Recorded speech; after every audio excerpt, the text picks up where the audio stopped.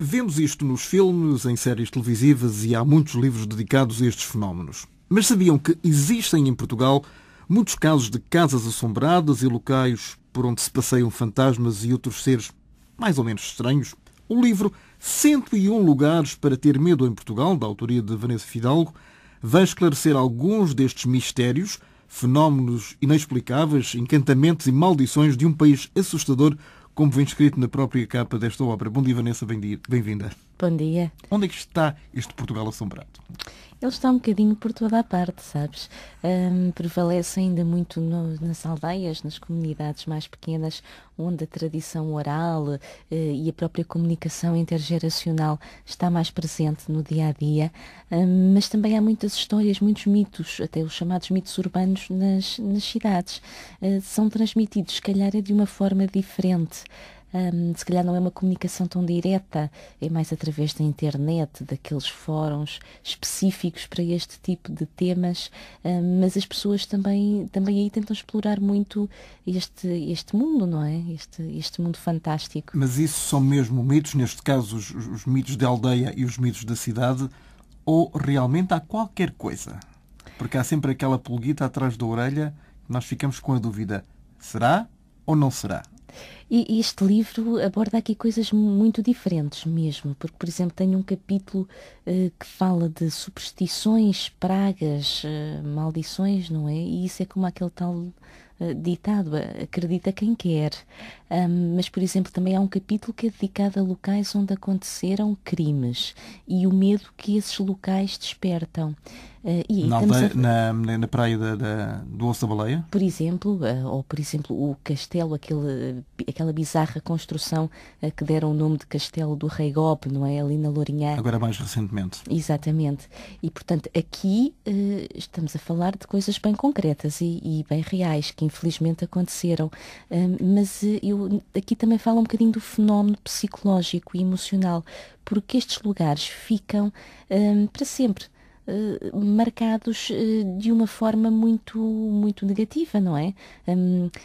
E eles adensam os nossos medos, porque nos despertam para aquilo que, enfim, que tememos, não é? A dor, a morte, o desconhecido. Temos sempre medo dessas situações. Que locais concretos, para além desses dos crimes, mas por onde se passeiam os fantasmas? Nós estamos a pensar em castelos, palácios, algo que possa o chão ranger, não é? É verdade ou não? Há muitos relatos desses, a maioria seguem precisamente esses cânones. Mas também em Portugal, do tipo de testemunhos e de lendas que foi recolhendo, também aparecem nos caminhos e à beira das ribeiras e nos penedos. Portanto, lá está, às vezes a própria natureza também ajuda a criar um certo misticismo, não é? A natureza também é um bocadinho esmagadora, ainda por cima estamos num país que tem montanhas, vales, mar, uma grande diversidade geográfica e geológica, e isso vai adensando também certos mistérios. Queres-me dar exemplos concretos de um sítio e de algo que tenha acontecido nele? Olha, eu vou-te falar de um sítio onde eu estive... Se quiser, tens aqui o teu livro. Sim. Um sítio onde eu estive ontem, até com uma equipa de reportagem da TVI. É um sítio muito, muito conhecido. Isto não tem nada aqui de secreto. Nem eu tive aqui uma mestria grandiosa a descobri-lo. Ele, inclusivamente, é uma história que está até no site da Câmara Municipal de Sintra. Mas foi muito engraçado ir lá ao sítio com esta equipa de reportagem, porque nós encontramos, estou-me a referir ao Palácio Valenças, que atualmente é a biblioteca e arquivo municipal da Câmara Municipal de Sintra. Isto é mesmo na Vila de Sintra? É mesmo na Vila de Sintra. Mas é dos menos conhecidos, talvez, não? Dali da vila, eu diria que é dos mais conhecidos. É? Nós estamos, sim. Em termos turísticos, quando se fala em Sintra, e peço desculpa só deste parênteses, falamos no Palácio da Vila, não é? No Castelo dos Mouros e na Quinta da Regaleira. Que tem as suas histórias, efetivamente, mas há muitas outras. E esta também é assim uma história mais oficial. Porque se diz que ali ainda vive o fantasma da Dona Palmira. Quem era a Dona Palmira? Era uma empregada do Conde de Valadares, que foi Luís Pereira Jardim, que mandou construir aquele palácio para a sua habitação. Parece que Dona Palmira, apesar de ser da criadagem, se apaixonou pelo conde. Não sabemos se alguma vez foi correspondida ou não. No entanto, quando o conde morreu, Dona Palmira sofreu um grande desgosto de amor e viria a suicidar-se ali. O que é que se conta hoje sobre o local? Que há coisas estranhas a acontecer, há os tais ranger de portas, que se ouvem choros, lamentos pela noite dentro, que há um relógio que está avariado, um daqueles relógios antigos, mas que de vez em quando toca, sem que ninguém lhe mexa. Ouve-se um piano à noite também, há dois pianos no local.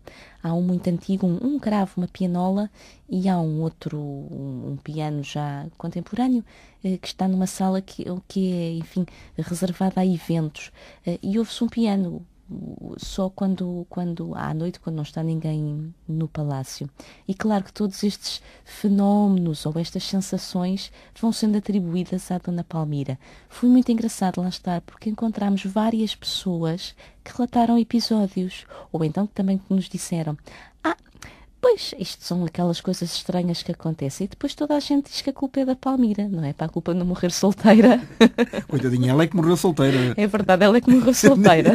e não a culpa dela. O que é que deu origem a estes mistérios e estas histórias? Eu sei que cada caso é um caso, não é? Neste caso, o da Dona Palmira, mas há centenas de outros, há pelo menos 101. Há pelo menos 101. E já agora, Sofia, antes de responderes a esta questão, porquê 101? Porquê 101? Olha, inicialmente eu ia só fazer 50, porque me pareceu um número, pronto, redondinho, simpático e, enfim, o ideal para as pessoas lerem também sem se cansarem. Mas depois fui fazendo a recolha e houve ali um momento que parei para ver quanto material tinha e já tinha 80 e tal. E 80 e tal e uma série de e-mails e de pedidos feitos e, portanto, muitas outras histórias a caminho. Então pensei, olha não, vou fazer 100. No final, quando tinha o trabalho todo pronto, fui contá-los e afinal tinha 101 histórias. E pronto, e ficou assim. Pareceu-me até que também era um número simpático. É um número quase esotérico. É quase. É quase esotérico. Então o que é que deu origem a estas histórias?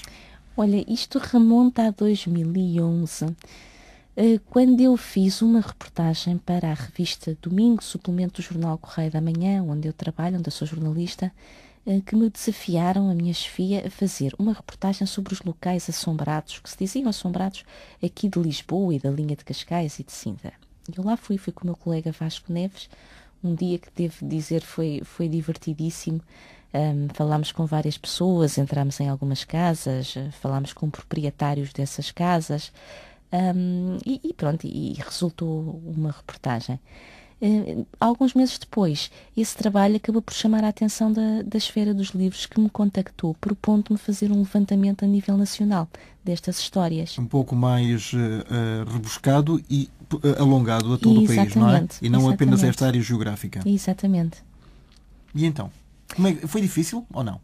Olha, foi mais fácil do que o que eu pensava no início, porque eu confesso que até quando me propuseram fazer isto, pensei... mas temos assim tantas histórias de casas assombradas, será que isto vai ser possível levar a bom porto? Mas a verdade é que quando fui para o terreno, quando comecei a pesquisar, quando comecei a consultar, por exemplo, arquivos da Universidade de Trás-os-Montes, da Universidade do Algarve, que vão recolhendo este tipo de relatos e de histórias para cadeiras específicas, como a de literatura, tradição oral, por exemplo, quando contactei as pessoas que se costumam encontrar naquelas comunidades virtuais dedicadas ao paranormal, quando contactei especialistas também ligados à parapsicologia, descobri que afinal há histórias em cada pedra, como se costuma dizer, não é? Depois fui tentar fazer aqui um filtro, enverdar pelas que são mais coerentes ou por aquelas que têm mais pormenores para contar, porque as pessoas gostam sempre de ouvir uma história bem contada, não é? E tu não tiveste que aprovar para escrever, quer o artigo para o Correio da Manhã, quer agora para o livro, que provar tu própria que realmente as coisas aconteceram ou bastou-te um relato de outrem? Bastou-me um relato, não é? Porque o livro é um bocadinho também como a reportagem.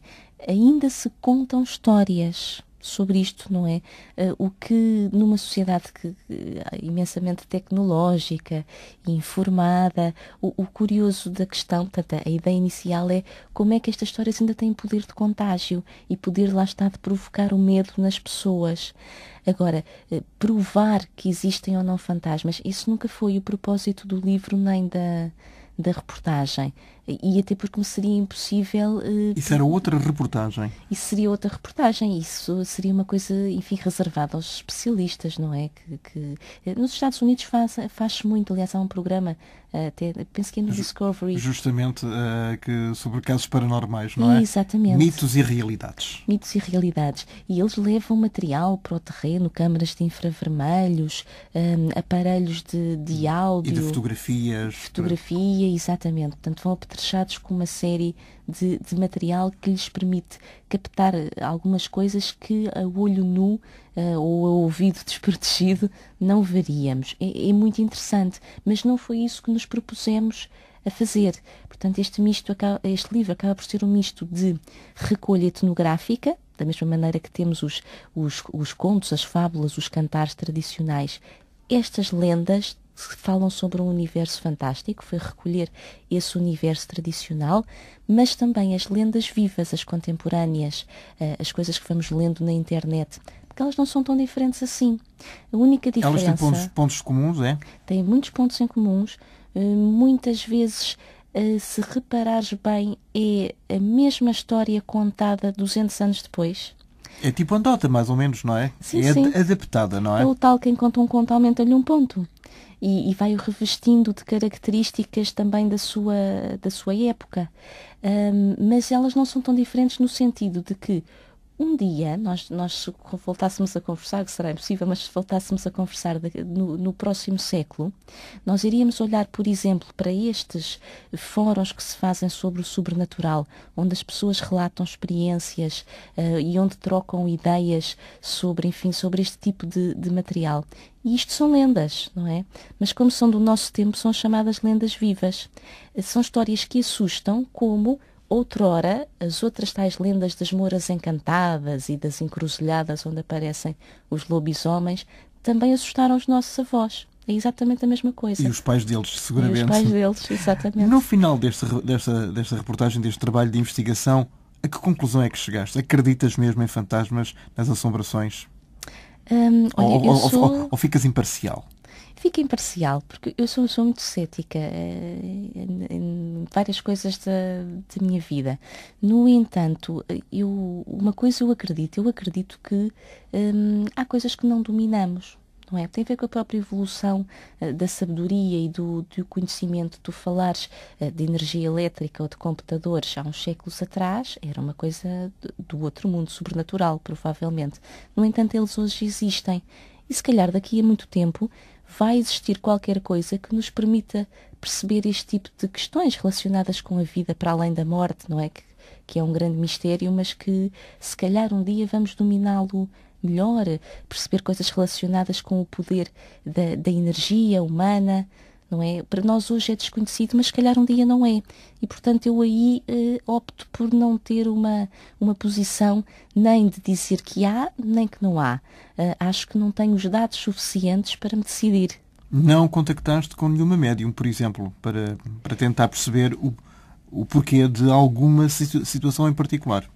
Falei não com um médium, mas falei com alguém de um centro, com um espírita. Com uma pessoa que tem a capacidade de ter visões, de contactar com espíritos. Primeiro que tudo, para perceber. Era uma área que eu nunca tinha explorado. Confesso que me fazia até alguma confusão.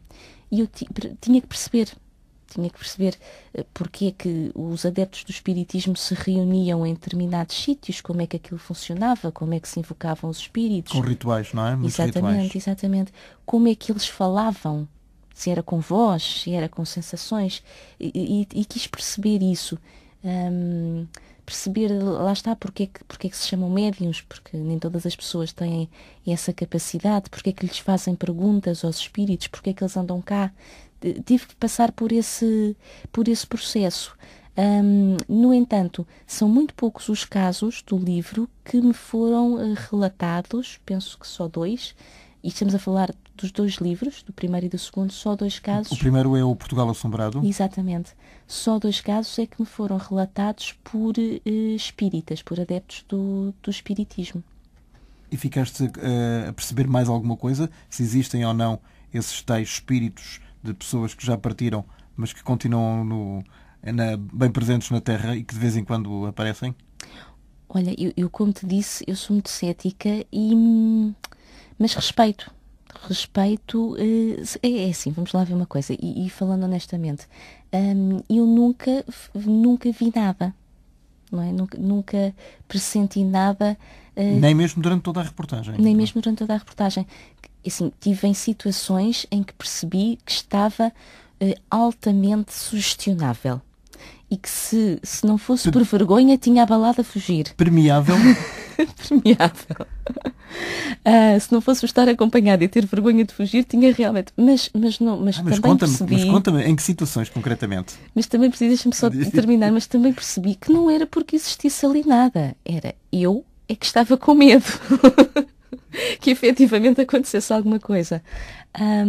Mas vou-te contar uma situação, por exemplo, que agora para o segundo livro fiz um passeio pela Serra de Sintra com uma guia da Serra que conhece muitos locais assombrados. Ela é uma pessoa, enfim, que encetou um caminho de alguma busca espiritual e que tem algumas crenças nesse sentido. E tivemos, por exemplo, num caminho que se chama o Caminho dos Anjos. É um caminho, portanto, é um trilho na serra que vai ali desde o Palácio de Setiais até mais ou menos ao meio da estrada que segue para o Castelo dos Mouros. Vai desembocar algures ali entre o Chalé Bister e a Quinta do Relógio. É um caminho muito apertado, há uma parte que tem um muro. É comum encontrarem-se esses artefactos ligados aos rituais de magia. Enfim, de magia negra. De magia negra. Estamos a falar também de uma serra que eu fui lá no inverno, que é muito escura, que tem uma vegetação muito densa, árvores muito altas. Fomos num dia mesmo... Muita neblina. Muita neblina. Fomos num dia de pico do inverno, de chuva de pedra, de tudo. E eu sei que houve um momento que pensei assim, bom, se nos acontecer aqui alguma coisa, mesmo que até possa ser só um pneu furado, vão demorar dias e dias e dias a dar connosco aqui.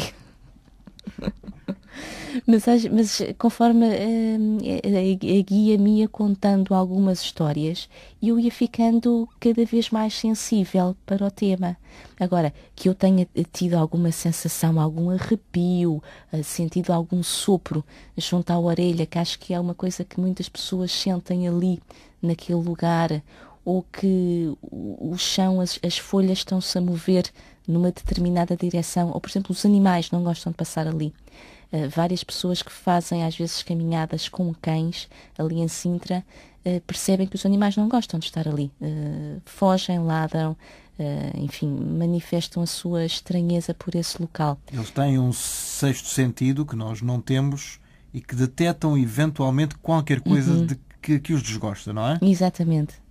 Que os aterroriza, talvez. Exatamente. E tu ouvires este tipo de histórias, começas a ficar efetivamente, não é? Como dizem os espanhóis, que las hay. Portanto... Em relação às bruxas, não é? É. Mas é assim, se tu disseste que se por vergonha, se não tivesses acompanhado, terias fugido em determinadas situações, no teu livro dizes que os teus pais te ensinaram a não ter medo, não é?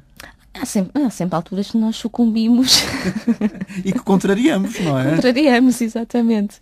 Eu, quando me refiro sem medo, eu lembrei-me disto a um dado momento, quando estava a escrever aqui algumas histórias que têm a ver com os bichos papões de Portugal. Porque nós temos, por exemplo, a Maria Gancha, em Braga, que puxa as crianças para o fundo do poço e que, no fundo, é uma figura da cultura popular para evitar que as crianças se abeirem, não é? Dos poços que são perigosos. Temos o saca-unhas em Algozo, que impede que os miúdos subam à torre para não caírem, não é? Temos assim uma série de bichos papões e que são coisas que nos acompanham da infância, não é? Os homens do saco, todas aquelas coisas. E eu, a dado momento, percebi-me que os meus pais sempre disseram uma coisa, que é: Isso não há cá o escuro, nem o homem do saco, essas coisas não há cá nada disso. Pronto, porque eles sempre recearam que eu tivesse medo, não é? Era preferível, quando me diziam, olha, vai dormir que já está na hora, era mesmo assim, e não porque há um papão no telhado. Pronto, isso são coisas muito importantes, porque... Portanto, para as crianças não nascerem com aquele temor de algo desconhecido que depois fica gravado para o nosso ser, para o resto da vida. Exatamente. Se calhar a forma, por exemplo, com que vamos lidar com estas questões do sobrenatural, eu acredito que tenha muito a ver com referências da infância. E com histórias infantis e com histórias encantadas. Sim, sim. E muitas têm um substratozinho de medo e de terror, não é? Exatamente. Tu falaste aí em Sintra, mas, por exemplo, em Lisboa, no Gabinete de Estudos Liciponenses da própria Câmara Municipal de Lisboa, portanto um estudo especializado na pesquisa de algo sobre a própria capital, o que é que acontece lá? É muito giro essa história, porque foi um dos primeiros sítios onde eu fui pesquisar e cheguei lá e pedi, pronto, se era possível procurar, se achavam que tinham histórias de Lisboa assombrada. E o técnico que me veio atender, é um historiador, é o Dr. Ernesto Jana, diz-me assim: Lisboa assombrada, nós temos muito melhor que isso, nós temos cá um fantasma. E foi uma das primeiras histórias. Um fantasma privativo. É verdade. Foi uma das primeiras histórias que eu recolhi, foi ali mesmo do gabinete de documentação da Câmara. E que fantasma é esse? É o fantasma do Barão da Glória, que foi efetivamente, enfim, o cognome de um dos primeiros proprietários da Quinta. A Quinta foi mandada construir pela Condessa da Regaleira, portanto, a mesma da Quinta da Regaleira. Em Sintra. Exatamente. Mas depois foi adquirida pelo Barão da Glória, que, pelos vistos, vai apoquentando os funcionários com algumas brincadeiras, nomeadamente, eles deixam um caixote com documentos no lado e o caixote desaparece. Depois andam à procura, não está em lado nenhum. Só preciso, passado uns dias, está naquele sítio. Ou então está no outro lado completamente absurdo. Fala-se nos tais rangeres de madeira, sobretudo da cave, onde estão, enfim, que nem sequer é um sítio que está aberto ao público. Fala-se numa coisa muito gira, que é o tilintar das campainhas. Há um pequeno, agora está-me a faltar o termo, um pequeno coreto lá fora no jardim, que tinha antigamente umas campainhas, aqueles vidrinhos que oscilavam com o vento e que fazem aquele barulho específico. Tanto que o Palácio do Beauséjour era conhecido como a Quinta das Campainhas, ali em Benfica, precisamente por causa desse som. Tipo chinês, não é? Exatamente. Quando batia o vento, aquele tilintava, não é? Aquele tilintar, precisamente, pronto. Já houve várias obras de reformulação, de remodelação daquele espaço e as campainhas já lá não estão. Está o coreto, mas continua a ouvir-se o som das campainhas. Mas não há nada documentado, não há vídeos, não há gravações, pois não? Não. Nós temos, cá em Portugal, nós não temos propriamente ninguém, oficialmente ninguém se dedica, nunca foi feito nenhum estudo com esse tipo de material, portanto, documentação de imagem e de áudio. Há pequenos grupos que, por autorrecreação, se vão dedicando aos fins de semana, quase como um hobby, a fazerem pequenas investigações. Do Palácio do Beauséjour não existe nada, até porque esses grupos de que falávamos também estão sediados mais na Zona Norte. Portanto, de qualquer dos modos, é um entretém para quem realmente possa estar ocupado de segunda a sexta-feira e ao fim de semana tem grupos também, quase que em ritual, que se reúnem, não é? Há bocadinho falaste nesse fantasma, que é um fantasma brincalhão. Portanto, é um fantasma brincalhão, bem-humorado. É um poltergeist, não é? Como nós conhecemos de filmes de Hollywood, dos anos 80. Portanto, há vários tipos de fantasmas, aos bons e aos maus. E aos maus, e há aqueles que sofrem, não é? Por exemplo, estou-me a lembrar da história da Quinta do Barão das Lajas, que é ali para os lados de Penafiel, que dizem que é o remorso que mantém aquela alma a penar por ali. Há histórias de amores não correspondidos e também há imensas. Enfim, há histórias de todos os tipos. Agora, de um fantasma que seja mau, que atente contra a integridade física de alguém, por acaso não encontrei nenhum. São os bons hábitos portugueses, os nossos fantasmazinhos. São de grandes costumes também. Até já eram nessa altura e continuamos, nós herdamos. Vanessa, há quem não acredita em nada disto e que acha que tudo tem uma explicação lógica, não é? E científica. O ceticismo aí está a imperar. Também aconteceu durante este trabalho para estes 101 lugares para ter medo em Portugal. Eu acredito que sim, não é? Aquilo que falávamos um bocadinho há bocado. Se calhar tudo terá uma explicação lógica. Agora, o interessante é a interpretação que nós vamos arranjando para as coisas enquanto não temos essa explicação. Não é muito mais interessante deixar as coisas... aquilo é tudo sobrenatural. Aquilo é tudo fantasmagórico. É mais giro do que nós encontrarmos um cano que está roto ou que o vento sopra naturalmente numa determinada direção. Isso é uma coisa provada cientificamente, mas não tem graça. Pois não tem a mesma graça, não tem o mesmo encanto. Portanto, deixar ficar assim um rasto de mistério e de uma aura qualquer de inexplicável é muito mais interessante do que haver uma coisa palpável que digam, meus amigos, isto é tudo uma treta. Eu acho que sim, inclusivamente também acho que até é saudável, não é? Porque nós a nossa vida pragmática do dia a dia, o trabalho, as finanças, a economia, a política, é tudo tão duro, tão real, tão direto, tão austero. Porque não sonhar um bocadinho, seja com o que for, não é? Seja aquele momento em que se está ali a olhar para a telenovela e que nos faz ali por uns momentos viver um bocadinho a vida dos outros, das personagens de ficção, seja através da literatura, de contos fantásticos, no fundo também são escapes que são extremamente saudáveis para a mente humana, não é? Falaste em telenovelas, disseste que foste agora recentemente acompanhado por uma equipa da TVI também que fez um apontamento contigo. O que é que aconteceu numas gravações que decorreram no Castelo de Almorol? Não foi de Almorol, foi de Montemoro Velho. De Montemoro Velho. Também ali para os lados de Coimbra.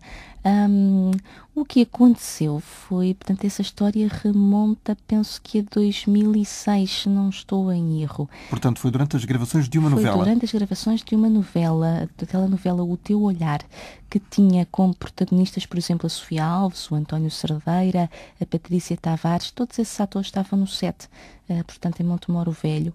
E o que aconteceu é que, de repente, as câmaras avariaram. As câmaras, os microfones, todos os aparelhos... Tudo que era parte técnica, tudo ao mesmo tempo? Tudo ao mesmo tempo, foi tudo abaixo. E não terá sido uma quebra de energia, não é? Porque senão alguém teria dado por isso. Ou alguma coisa magnética? Ou alguma coisa magnética, poderá ter sido. Quem lá esteve conta, esse caso está documentado em vários jornais, não é tão antigo assim, e encontra-se facilmente registro do que aconteceu. Dizem as testemunhas que os ecrãs ficaram vermelhos, quando seria mais natural que ficassem de um cinzento azulado. Pronto, acho que o vermelho, eu não domino essa parte, mas acho que o vermelho não é uma cor normal. Para aquele tipo de aparelhagem, não é? Exatamente. E houve pessoas que se sentiram mal, nomeadamente a atriz Patrícia Tavares, que terá desmaiado. Claro, se calhar foi com medo. Exatamente. Mas logo ali se levantou a questão do que é que teria provocado aquilo, não é? E agora o que é curioso é que houve vários atores que tiveram alguma dificuldade em voltar a gravar ali, a filmar ali, com medo de que, enfim, de que aquilo se repetisse. Lá está, tem a ver com as crenças depois de cada um, não é? E o poder de sugestão é importante no meio disto tudo para acreditar? Muito importante.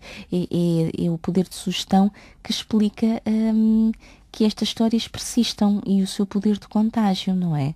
Tu, quando ouves uma história destas, se a fixas e se depois vais contá-la ao outro, é porque ficaste sugestionado, não é? Suscetível àquela versão dos acontecimentos, porque senão esquecerias, não irias relatar depois, aquilo morreria ali. E é essa capacidade destas histórias que as faz propagarem-se, precisamente. Os fantasmas a existirem são de pessoas ricas e de pessoas pobres. Sim. Isto acontece, não é só na classe mais alta que tem dinheiro para ser fantasma, não é? Sim. É muito democrático o meu livro, nesse aspecto. Temos ricos e pobres. Então conta-me lá mais histórias, porque nós realmente queremos que tu desvendes um bocadinho e que nos abras o apetite e que nos seduzas para comprovarmos realmente na leitura destes 101 histórias o que é que realmente tens aí o livro à frente, podes citar algum caso que te pareça particularmente interessante para partilhar agora. Ok. Olha, vou escolher aqui, deixa-me olhar. Olha, há aqui um caso muito engraçado. Não tem a ver propriamente com um fantasma, mas com uma crença bem portuguesa. É um caso que remonta à Faf e é muito conhecido naquela região e que tem a ver com a Santinha de Faf. Estamos a falar de uma pessoa que não era nem ilustre, nem abastada. Pronto, terá sido a Santinha de Faf. Estamos a falar em que ano, mais ou menos? Estamos a falar, deixa-me procurar-te, século passado, mas eu posso... 20. Sim. A Santinha de Faf era uma mulher que viveu entrevada a vida toda. Portanto, viveu numa cama. Dizem que praticamente não comia. No entanto, ia subsistindo, mesmo bastante fraca. Dizem, as pessoas recorriam muito a ela para ter algum contacto, porque acreditava-se que ela fazia milagres. Não era daquelas que só se alimentava de hóstias, não? Não. Mas há casos assim também, já conheces, com certeza. E a Santinha de Faf foi quando ficou conhecida, quando veio a falecer, houve uma grande comoção geral, mas o que é mais engraçado é que dizem ainda hoje que sobre a sua campa, que está sempre cheia de oferendas, de vez em quando há dilúvios de borboletas, que as borboletas teimam em esvoaçar por ali. E diz o povo que isso acontece de cada vez que ela opera um milagre. Pronto, e é uma história que não tem nada de fantasmagórico, mas que tem muito a ver com, lá está, com a crença do nosso povo e com algum cruzamento do fantástico, não é? Aqui com referências do real. Agora, por exemplo, temos aqui uma história de Oeiras. Bom, ok, mais perto. Mais Lisboa. perto.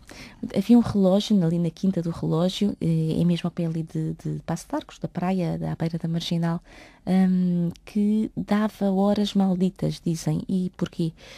Porque de cada vez que o relógio variava, algo de trágico acontecia na família.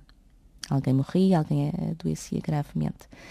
Quem foi herdando a quinta foi tentando sempre ter mil cuidados com o relógio, claro, não fosse ele a variar. Mas essa sina foi-se repetindo, foi-se prolongando no tempo. Viveu ali, por exemplo, uma escritora de origem galega que previu ali a morte do filho. Por exemplo, é uma história bastante bizarra, não é? E trágica, muito trágica. E muito trágica, estranhas coincidências. Pois, exatamente. Há coincidências no meio disto tudo ou não? Há coisas que só ganham, lá está, um sentido inexplicável por causa de coincidências que, enfim, que acabam por dar ali um outro significado, ou pelo menos fazer-nos questionar se não haverá ali algo mais. E depois há coincidências engraçadas, por exemplo, há a história do monstro da Lagoa Escura, na Serra da Estrela. É um bocadinho o nosso Ness. E o que é que aconteceu? Foi algo tão simples quanto isto, no início também do século passado. Houve ali uma expedição de cientistas da Universidade de Lisboa para medirem a profundidade das águas. As águas sempre atemorizaram um bocadinho a população local. O fundo da lagoa é de granito, é muito coberto de limos. A lagoa é realmente muito funda e tem remoinhos, é perigosa. Mas a população encarou com alguma estranheza a chegada dos cientistas e logo ali nasceu o mito de que eles estariam ali para investigar a existência de um possível monstro. Portanto, isto nem é uma coincidência, é uma espécie de mal-entendido, mas que deu origem a um mito, não é? Que ainda hoje se conta ali na zona.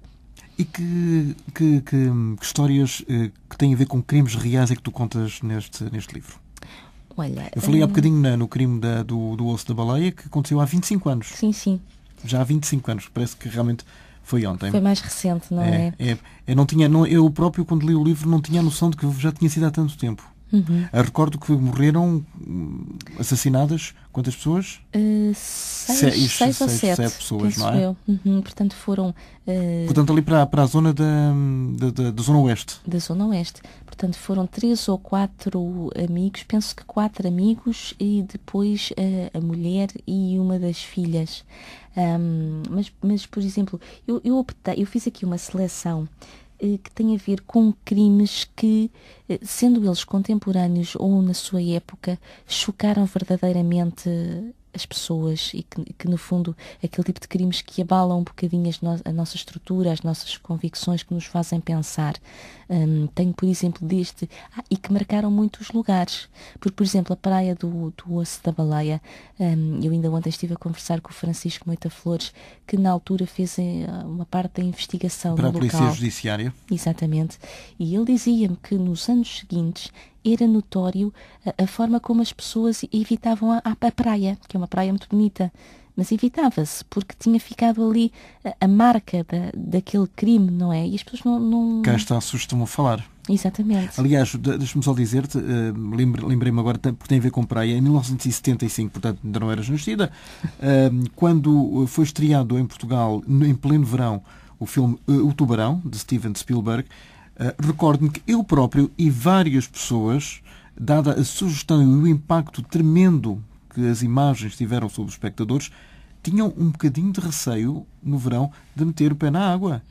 Sair fora de pé. Exatamente. E olhávamos com 10 ou 20 olhos para todas as direções para ver se víamos alguma barbatana estranha, não é?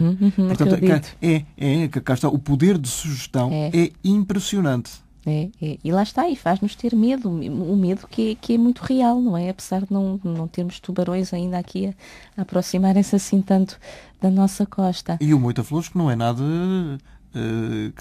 para estas coisas, ele é muito cético, ele é um investigador e, portanto, vai ao cerne da questão e vai apenas investigar factos, ou investigava quando estava na Polícia Judiciária, não é? Exatamente. Um crime, por exemplo, que também ontem conversei um bocadinho com ele e que figura aqui neste livro também, que eu achei muito interessante recuperar, embora já seja antigo, remonta ao século XIX, mas que é, no fundo, do nosso primeiro e maior serial killer, que é a história de Diogo Alves. E apesar de já ter sido há 200 anos, a verdade é que de cada vez que há uma visita turística, cada vez que se fala no Aqueduto das Águas Livres, que foi de onde ele lançou para a morte 76 pessoas no espaço de 3 anos, fala-se sempre de Diogo Alves. Portanto, lá está. Foi um crime de tal maneira hediondo que ficou aquela marca naquele lugar. Portanto, aquele lugar é um lugar de medo. Foi assim que eu o entendi, quer na sua época, quer hoje, que apesar de ser um monumento nacional lindíssimo, mas ainda continuamos a contar aquela história, não é? Aliás, a tal ponto que, como sabes, e os nossos ouvintes eventualmente também, foi feito um filme, ainda no tempo do mudo, justamente sobre os crimes do Diogo Alves. Portanto, algo que seduziu já nessa altura, propositadamente para o cinema, portanto, retratando de uma forma mais ficcionada um crime que tem a ver com algo que abalou a sociedade seguramente muito na época, não é? Durante 3 anos. Um bocadinho como o crime do Francisco Matos Lobo, não é? Que foi o último condenado à morte em Portugal e que também suscitou livros. Que também foi feito um filme sobre isso, e que, aliás, aconselho, não sei se já estará editado ou não, mas justamente acho que é o último condenado à morte. Vanessa, estamos mesmo a terminar, estás a ver? Apontaste apenas quantas histórias? 5, 6 histórias das 101. Portanto, aconselho vivamente a lerem este livro. E só uma última pergunta. Como é que poderias classificar estas 101 histórias deste Portugal de que precisamos, enfim, pronto, não deveríamos ter medo, mas que as coisas que acontecem. É um livro que, assim, ele tem como principal objetivo entreter. Isto não é uma tese científica, nem tem o objetivo de provar ou deixar de provar nada.